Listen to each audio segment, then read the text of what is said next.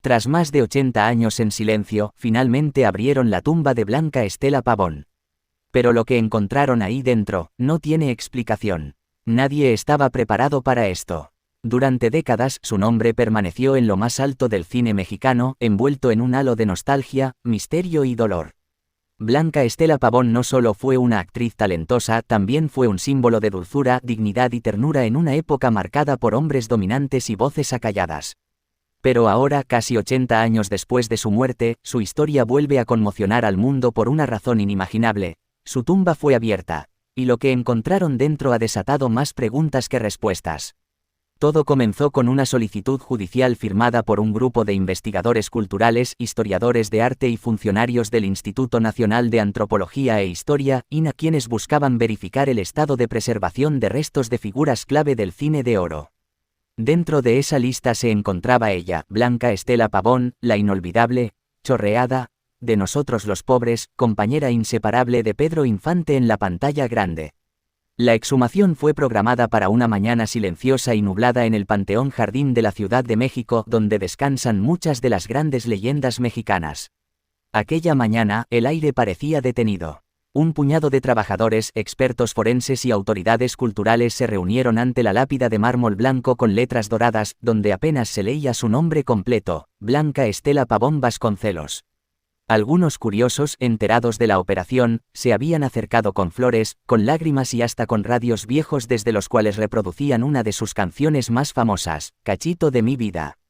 Pero nadie imaginaba que al abrir aquella tumba no solo se encontrarían con los restos de una artista, sino con algo más. Antes de llegar a ese punto, retrocedamos. Porque para entender el misterio que ahora envuelve a Blanca Estela Pavón, hay que regresar a la tragedia que marcó su destino. 1949, el año maldito. Tenía solo 23 años cuando perdió la vida de forma trágica. La noticia paralizó al país. Blanca Estela Pavón murió en un accidente aéreo el 26 de septiembre de 1949, al estrellarse el avión en el que viajaba rumbo a la Ciudad de México. El vuelo 576 de la Compañía Mexicana de Aviación jamás llegó a su destino. La nave se desplomó en las montañas cercanas a Popocatépetl y fue consumida por el fuego. No hubo sobrevivientes. Ella iba acompañada de su padre. Ambos perdieron la vida, pero lo que siempre resultó extraño es que nadie pudo confirmar con claridad el estado de los cuerpos. Los reportes de la época fueron confusos, contradictorios. Algunos hablaban de restos irreconocibles. Otros aseguraban que el cadáver de Blanca había sido rescatado casi intacto y enterrado en secreto bajo vigilancia de militares. Incluso circularon teorías que aseguraban que su cuerpo nunca estuvo en el avión. La familia Pavón jamás dio declaraciones claras, y los documentos oficiales fueron celosamente guardados. El país entero lloró su partida. Pedro Infante cayó en una depresión que arrastró durante años. Se fue mi compañera del alma, dijo una vez con la voz entrecortada. Regresamos al presente. Al remover las primeras capas de tierra y abrir la cripta, los trabajadores se encontraron con un féretro antiguo, deteriorado por el paso del tiempo. Hasta ese punto todo parecía seguir el curso esperado. Pero al retirar la tapa, los presentes quedaron en shock. Primero, el silencio. Luego, miradas de confusión. Finalmente, uno de los forenses se puso de pie y pidió detener todo. Según el protocolo, debía reportar lo que había hallado. Porque dentro del ataúd, no había restos humanos visibles. La cripta estaba vacía. Solo una manta bordada con iniciales, BEP, y un cuaderno empolvado descansaban donde debían estar los restos de Blanca Estela Pavón. El cuaderno tenía una portada de cuero desgastado y páginas escritas a mano. Nadie lo tocó en ese momento. Lo envolvieron cuidadosamente en una caja de seguridad y fue enviado a un laboratorio para su análisis. La noticia no tardó en filtrarse, y lo que era una exhumación académica se convirtió en el escándalo nacional del año.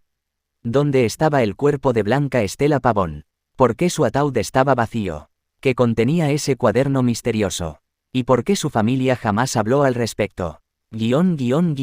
Una vida truncada, una voz eterna. Para los mexicanos, Blanca Estela Pavón no es solo una actriz fallecida. Es un ícono. Una figura que representa lo más puro, lo más noble de una generación. Su dulzura natural, su talento y su ternura hicieron que cada personaje que interpretaba calara hondo en los corazones. Desde sus primeras películas como Cuando lloran los valientes hasta su actuación inolvidable junto a Pedro Infante, Blanca transmitía una verdad emocional que pocas veces se ha vuelto a ver.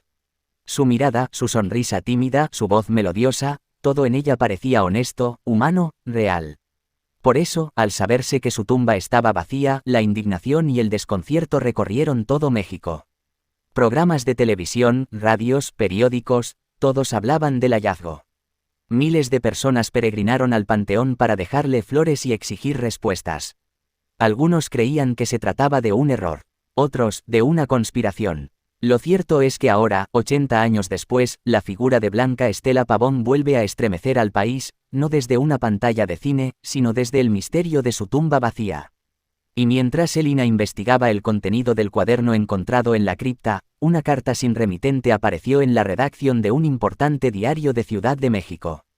En el sobre, escrito a mano, se leía: "No la busquen más, Blanca Estela nunca murió como dijeron". El escándalo apenas comenzaba, la noticia recorrió el país como un rayo, la tumba de Blanca Estela Pavón estaba vacía. Los medios no daban abasto. Cadenas nacionales interrumpieron su programación habitual para hablar del hallazgo. Y mientras las redes sociales se inundaban con preguntas y teorías, algo aún más inquietante surgía desde las sombras, una carta anónima que haría temblar los cimientos del México que creyó conocer su historia. La misiva llegó sin aviso a la redacción del periódico Excelsior dentro de un sobre amarillento sin remitente. Solo decía, para el jefe de redacción: "Urgente". El sobre fue abierto por un asistente del área de cultura que de inmediato notó algo inusual en la caligrafía. La tinta parecía desvanecida por el tiempo, pero cada letra estaba escrita con una precisión casi obsesiva.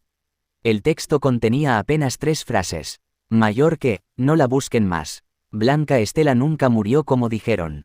Fue protegida, pero también silenciada. Debajo de la frase, una inicial solitaria, M. Al principio pensaron que era una broma de mal gusto.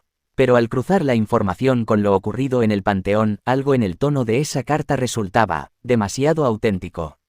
El cuaderno secreto. Mientras tanto, los análisis del cuaderno hallado dentro del ataúd comenzaron a arrojar resultados inquietantes. Lo primero que llamó la atención de los peritos del Instituto Nacional de Antropología e Historia, INA, fue la tinta. Había sido escrita con estilógrafo antiguo, probablemente entre los años 40 y 50. Cada página estaba firmada con las iniciales BEP, y lo que contenía parecía más un diario íntimo que un testamento. En sus primeras páginas, la autora describía detalles cotidianos de la vida en los estudios de cine, llamados a rodaje, comentarios sobre los directores, frustraciones personales, sueños, soledad. Luego, comenzaban a aparecer nombres conocidos: Pedro Infante, Sara García, Luis Aguilar, Miguel Inclán. Pero lo verdaderamente impactante comenzó en la página número 36. Mayor que, mi padre insiste en que no tome ese avión. Tiene un mal presentimiento, pero ya está todo decidido. No quiero fallarle a la productora, a Pedro, a mis fans. Sin embargo, algo dentro de mí me dice que esta decisión marcará el final de todo, o el principio de otra vida. La fecha anotada era 25 de septiembre de 1949, un día antes del accidente aéreo en el que supuestamente murió. A partir de ahí, la escritura se vuelve errática. Hay saltos entre ideas, palabras tachadas, frases en mayúscula. Y en la última página legible, escrita como si fuera una súplica desesperada, se lee: mayor que, si alguien alguna vez encuentra esto, perdónenme. No pude elegir mi destino. Me obligaron a desaparecer. Yo no quería. Yo no merecía morir en el aire. Desaparición forzada. Conspiración política. La hipótesis que surgía ahora era aún más perturbadora. ¿Fue Blanca Estela Pavón obligada a simular su muerte? ¿Quién se beneficiaba con su desaparición? Para entender esto, había que revisar los movimientos políticos de aquella época. En 1949, México vivía una etapa convulsa. Las élites conservadoras se oponían ferozmente al avance de ideas modernas, al empoderamiento femenino, y sobre todo, al carisma creciente de artistas que comenzaban a tener influencia real sobre el pueblo.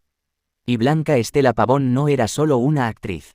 Comenzaba a ser una voz social, una mujer con principios, una figura popular entre los sectores obreros. Documentos desclasificados por el Archivo General de la Nación mostraban que Blanca había sido objeto de vigilancia por parte de funcionarios del gobierno, quienes la consideraban Una figura potencialmente disruptiva con capacidad de influencia en la juventud femenina.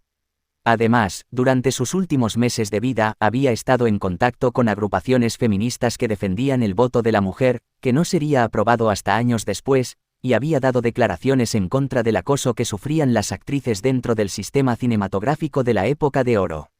Fue silenciada, fue enviada al exilio, vivió bajo otra identidad en algún rincón del país. La mujer de San Cristóbal. Uno de los rumores más persistentes tras el hallazgo de la tumba vacía vino de un pequeño pueblo en San Cristóbal de las Casas, Chiapas.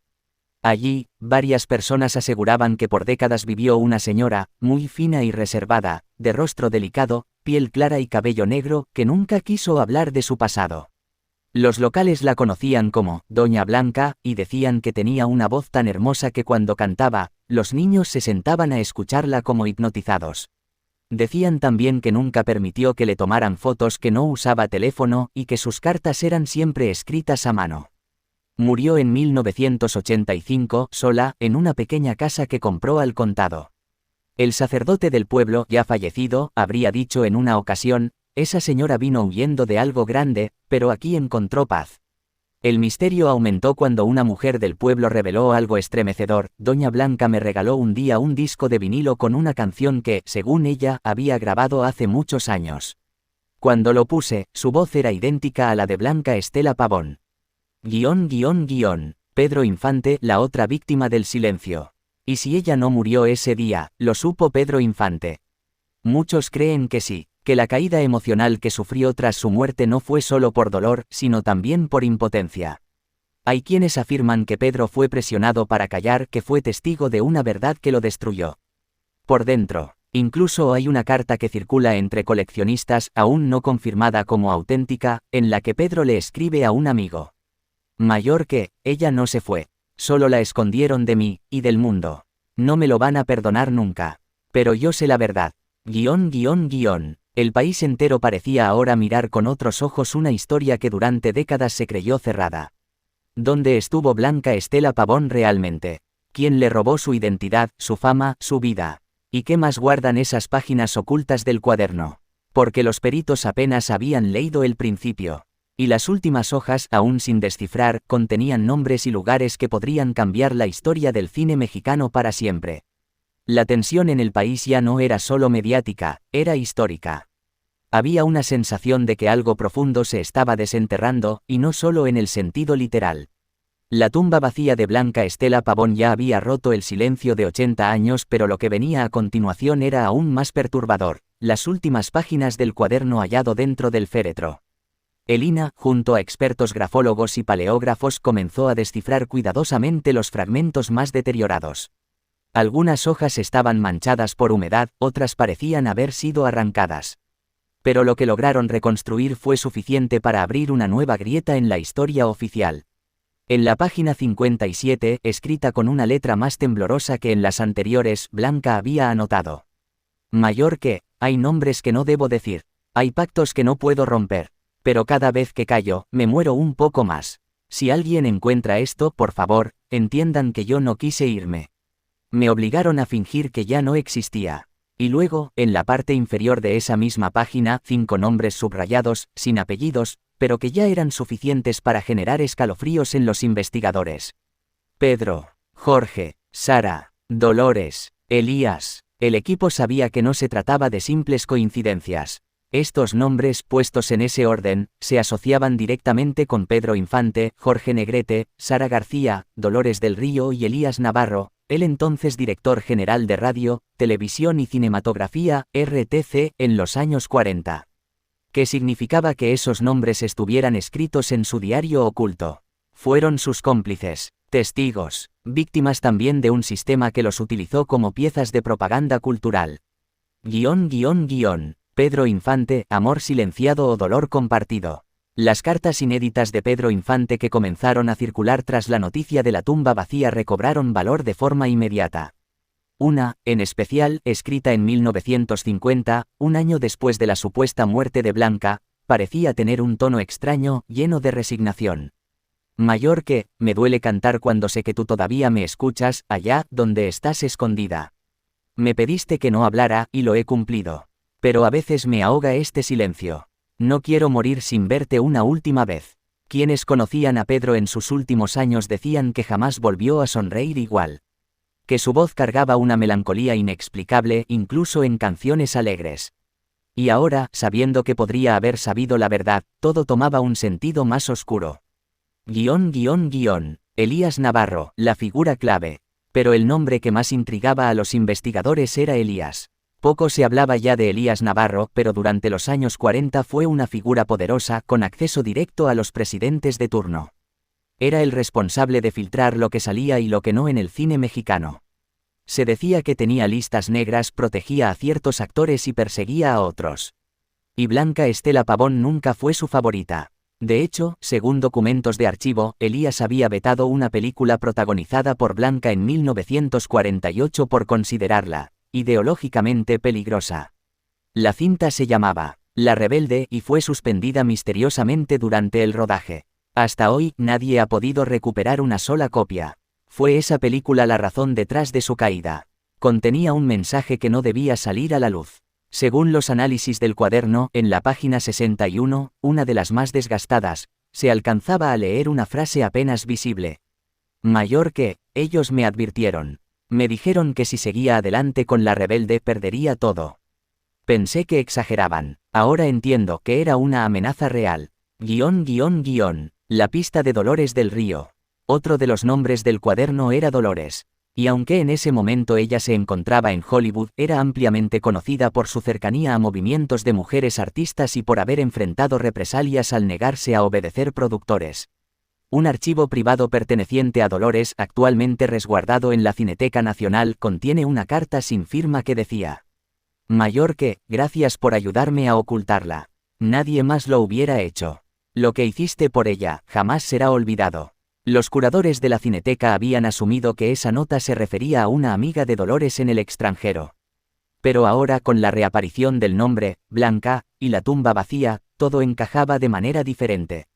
Fue Dolores del Río quien ayudó a Blanca Estela Pavón a desaparecer. La escondieron juntas. Un nuevo documento sale a la luz. Cuando el país aún no terminaba de asimilar el contenido del diario, una antigua enfermera retirada decidió romper el silencio. Se identificó como Alicia Román, de 93 años, quien trabajó en un hospital privado de Cuernavaca en 1949. Desde su lecho, con voz frágil, declaró en una entrevista grabada: Mayor que, a finales de septiembre de ese año trajeron a una mujer joven quemada del brazo, con una fractura en la pierna. Dijeron que era una actriz, pero que no podíamos anotarla en ningún registro. Se llamaba Blanca, eso lo sé. Y recuerdo su voz, suave como de película. Jamás la volví a ver. Pero esa mujer no estaba muerta, solo asustada. La desaparición más escandalosa del cine mexicano. A estas alturas ya no era una simple teoría. Todo apuntaba a que Blanca Estela Pavón sobrevivió al accidente aéreo, o nunca abordó ese avión. Que fue obligada a desaparecer por motivos que aún no están completamente claros, pero que implicaban a figuras del poder político, artístico y mediático de la época. ¿Qué pasó con ella después? Vivió escondida, protegida por amigos fieles. Fue vigilada, controlada, amenazada para no regresar. Lo único cierto es que su tumba estaba vacía, su diario era real, y los nombres allí escritos revelaban una red de silencios que, 80 años después, aún genera escalofríos. El siguiente paso era claro: ubicar el lugar donde realmente fue enterrada, o donde vivió escondida sus últimos días. Y para eso, los investigadores solo tenían una pista, una dirección escrita al reverso de la última página del diario. Con letra trémula, apenas legible, decía: Mayor que, calle de los Laureles, número 32, Oaxaca. No olvides las flores. Esa dirección se convirtió, de inmediato, en el nuevo epicentro de la búsqueda. La dirección escrita a mano en la última página del cuaderno, calle de los Laureles, número 32, Oaxaca, encendió las alarmas. Era como un grito desde el pasado. Como si Blanca Estela Pavón hubiese dejado una última pista, una llamada silenciosa esperando ser escuchada 80 años después. Un equipo especial del INAH, acompañado por un grupo de investigadores independientes y periodistas, partió rumbo a Oaxaca, uno de los estados más ricos en historia, pero también uno de los más herméticos con sus secretos. Nadie sabía con certeza qué iban a encontrar. Una casa vacía, un rastro perdido, o quizá, una respuesta definitiva. Al llegar a la calle de los Laureles, en un barrio antiguo y empedrado del centro de la ciudad, se toparon con una vivienda modesta, de fachada blanca y ventanas selladas con madera envejecida. Una reja oxidada protegía la entrada. El número 32 colgaba a punto de caerse, cubierto por telarañas. El lugar parecía abandonado, pero no olvidado. Una vecina, una mujer mayor de nombre Doña Remedios, se acercó con curiosidad al ver a los forasteros rodeando la casa. Con voz suave, casi en susurro, dijo: «¿También ustedes vinieron a ver la casa de la señora Blanca?» El silencio fue inmediato. «¿La conoció?», preguntó uno de los investigadores. «La vi muchas veces en mi juventud. Vivía sola, no salía casi nunca, pero cuando lo hacía, era como ver un fantasma elegante. Siempre llevaba un sombrero, guantes y un pañuelo de encaje. Nadie sabía mucho de ella. Decía que se llamaba Blanca Cortés, pero todos sospechábamos que no era su verdadero nombre». «¿Por qué lo sospechaban?». «Por su voz», respondió Remedios con los ojos humedecidos. Cuando hablaba, era como si el cine mexicano saliera de su boca. Una casa detenida en el tiempo. El equipo consiguió una orden para ingresar a la vivienda. Lo que encontraron dentro fue una cápsula del tiempo. Todo estaba intacto, como si nadie hubiese entrado en décadas. En la sala principal, una radio antigua seguía conectada a la pared. Encima de una mesita, reposaba un retrato enmarcado, cubierto con una tela. Al retirarla, los presentes se quedaron sin palabras. Era una foto de Blanca Estela Pavón, pero no de su etapa en el cine, sino años después de su supuesta muerte. Se la veía mayor, con arrugas en el rostro, pero con la misma mirada dulce. Iba vestida de blanco con un libro en la mano. Al reverso de la fotografía, una nota escrita con la misma caligrafía que el diario. «Mayor que, aquí, por fin, encontré el silencio que me arrebataron. Y el perdón que no me dieron». En el resto de la casa había detalles que confirmaban la identidad de su antigua dueña: discos de vinilo con sus canciones originales, un vestido igual al que usó en Los Tres Huastecos, y una colección de cartas firmadas por Pedro Infante, guardadas en una caja de madera bajo la cama. Pero lo más impactante apareció en el pequeño estudio del fondo, una cinta grabada en formato antiguo, marcada con tinta roja y etiquetada como «Mayor que, mi verdad, testimonio final de Blanca E. P.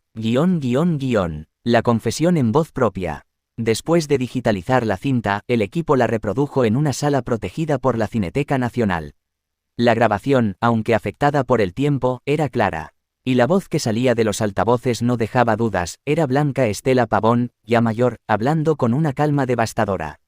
«Mayor que, mi nombre es Blanca Estela Pavón. No estoy muerta, no como todos creen. Me obligaron a desaparecer. Dijeron que era peligrosa, que hablaba de más, que las mujeres no debíamos influir tanto, que mi cercanía con Pedro Infante generaba inquietudes en las altas esferas, que lo mejor era borrar mi nombre y comenzar de cero. En aquel vuelo, no subí. Me detuvieron antes. Me mostraron una carta firmada por alguien de la secretaría. Me dijeron: si eliges vivir, tendrás que hacerlo lejos de todo lo que fuiste». Y acepté. Tenía miedo. Era joven. Me prometieron protección. Pedro lo supo. Me juró que guardaría silencio, y lo cumplió. Me escribió hasta el último día: «Esta es mi verdad. No quiero fama. No quiero venganza. Solo quiero que sepan que no fue una muerte, fue un exilio del alma». Al terminar la grabación, la sala quedó en un silencio absoluto. Varias personas lloraban. Era como si Blanca hubiera resucitado para contar lo que nadie se atrevió a decir durante 80 años. El impacto nacional. Cuando esta información fue revelada al público, México entero se paralizó. Televisoras cambiaron su programación para rendir homenaje a Blanca Estela Pavón. Se organizaron vigilias en su honor. Cines antiguos proyectaron sus películas. Y en el Panteón Jardín, donde su tumba vacía se había convertido en símbolo de misterio, comenzaron a dejarse cartas, flores y grabadoras con su voz. La opinión pública exigía respuestas. ¿Quién ordenó su desaparición? ¿Por qué se permitió un exilio forzado a una mujer que solo hablaba de dignidad y amor? Muchos nombres salieron a relucir, pero los principales responsables ya habían muerto. Y con ellos las verdaderas motivaciones. La historia oficial quedó manchada por el silencio, pero el alma de Blanca, por fin, había sido escuchada. Una nueva tumba, un nuevo homenaje. Días después, el gobierno anunció la creación de un mausoleo conmemorativo para Blanca Estela Pavón en Oaxaca, no como una tumba más, sino como símbolo de todas las mujeres silenciadas, de las artistas exiliadas, de las voces que nunca pudieron contar su verdad. Pedro Infante y Blanca nunca pudieron reencontrarse, al menos no en vida. Pero ahora, 80 años después, sus nombres brillaban juntos nuevamente. No como estrellas de cine, sino como almas conectadas por la lealtad, el amor y el silencio compartido. Y en la entrada del mausoleo, tallada en piedra, se inscribió una frase escrita por ella misma en el diario. Mayor que, me quitaron mi vida pública, pero nunca mi voz. El país entero aún no salía del asombro. Lo que había comenzado como una simple exhumación con fines académicos se había transformado en una revolución emocional y cultural. Blanca Estela Pavón, la estrella más luminosa y fugaz del cine mexicano, no había muerto como nos hicieron creer. Su tumba vacía, su diario oculto, la grabación con su propia voz, todo apuntaba a una verdad desgarradora. La silenciaron por ser demasiado valiente. Pero ahora, tras 80 años de olvido forzado, su voz resonaba con más fuerza que nunca. Y lo que estaba comenzando ya no era solo un redescubrimiento, sino una reivindicación. Blanca no solo regresaba a la memoria colectiva, volvía para quedarse. Olas de mujeres marchando con su nombre. A pocos días de revelarse la verdad, comenzaron a organizarse marchas espontáneas en distintas ciudades del país. Mujeres jóvenes, actrices, madres, estudiantes, cantantes, todas llevaban el nombre de Blanca Estela Pavón en pancartas, playeras, banderas. No era solo una actriz, era el símbolo de todas las mujeres a las que se les negó el derecho de brillar, de decir, de elegir. En la Ciudad de México, una multitud se reunió frente a la antigua sede de la Secretaría de Gobernación. Ahí, donde décadas atrás se firmaron órdenes de censura, ahora se escuchaban coros que decían: mayor que, nos quitaron a Blanca pero no su voz. Nos callaron ayer, pero hablamos hoy. La escena fue tan poderosa que dio la vuelta al mundo. Medios internacionales cubrieron la historia con titulares como: La estrella que nunca murió, México despierta con el caso Pavón. Blanca Estela, la actriz que venció al olvido. Una artista silenciada por el Estado, 80 años después, su verdad estremece. Reescribiendo los libros de historia. La Secretaría de Cultura y la Cineteca Nacional se vieron obligadas a actuar. Se convocó a una comisión especial de historiadores del cine mexicano, quienes comenzaron un proceso urgente de revisión de los archivos oficiales. En las actas de defunción se encontró una irregularidad: el acta de Blanca Estela Pavón había sido firmada por un médico militar, no por un forense civil. El mismo día del accidente, no hay registros fotográficos de su cuerpo ni reportes médicos públicos. Solo un comunicado escueto que decía: la actriz perdió la vida en el siniestro aéreo. Sus restos fueron identificados por familiares y sepultados discretamente, pero ahora se sabía que nada de eso era cierto. Su familia había sido silenciada. Y los documentos oficiales fabricados. Las autoridades anunciaron la creación de un documental estatal que contaría la historia completa de Blanca Estela Pavón, no como víctima, sino como heroína cultural. El título provisional era: Mayor que, la estrella que se negó a apagarse. La reacción de las nuevas generaciones. En TikTok, Instagram y YouTube, la figura de Blanca Estela Pavón resurgió como una leyenda viva. Jóvenes que jamás la habían visto actuar comenzaron a reproducir sus escenas más icónicas, a cantar sus canciones, a subir videos narrando su historia. Clips de Nosotros los pobres cuando lloran los valientes y Las puertas del presidio se viralizaron, alcanzando millones de reproducciones en pocos días. Los usuarios usaban el hashtag mayor que Blanca Estela Vive. Una influencer de Monterrey con más de 3 millones de seguidores publicó un vídeo que se volvió tendencia. Mayor que, nunca pensé llorar por alguien que vivió hace 80 años. Pero esta mujer luchó sola contra todo un sistema. Blanca Estela Pavón no fue una víctima. Fue una voz que se negó a morir. Y hoy, nos está hablando a todas. Pedro Infante, el amor que nunca se rompió. Mientras el mundo redescubría a Blanca, también se volvió a hablar de Pedro Infante. Nuevas investigaciones revelaron cartas y grabaciones que confirman que Pedro no solo supo la verdad, sino que la protegió en silencio durante años. En una carta fechada en 1952, dirigida a un sacerdote de su confianza en Mérida, Pedro escribió: Mayor que, ella está lejos pero viva. Y eso me basta. No necesito verla, solo saber que respira, que canta en voz bajita, que no la destruyeron por completo. Yo cumplo mi promesa, hasta el fin. La carta fue encontrada en un baúl olvidado en una hacienda y verificada por expertos. Las muestras de su caligrafía coinciden. Pedro, al igual que Blanca, vivió con el corazón dividido entre la lealtad y el silencio.